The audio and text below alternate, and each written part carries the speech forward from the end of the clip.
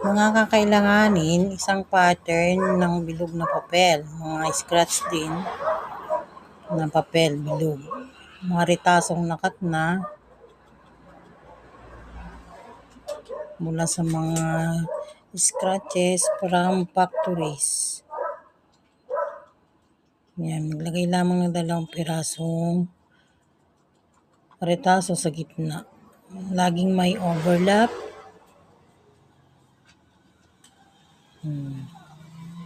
Lagay sa gitna.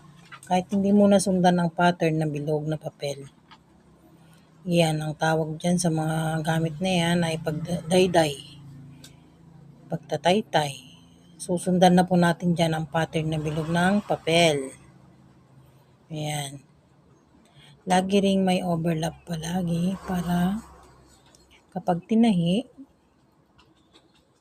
hindi po siya bumuka. Ayan. Sundan na po natin yung pagkabilog ng pattern na papel.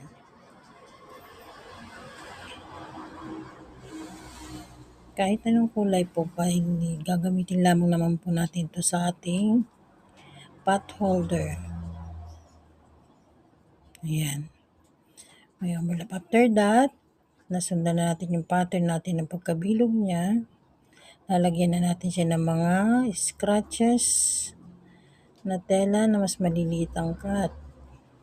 Yung tinatawag sa Tagalog na mugmug.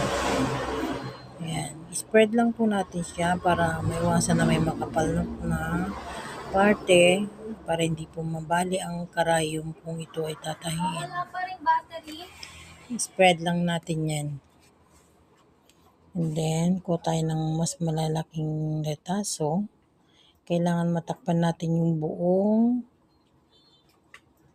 part ng pattern natin na bilog.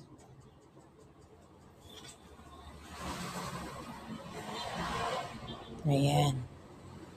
Yung mas maliit na tela, yun po yung para sa loob. Ready na po yan para sa pananahi. Yan lang po ang proseso ng paggawa ng pot holder. Ready na po yan para sa tahi. Thank you for watching.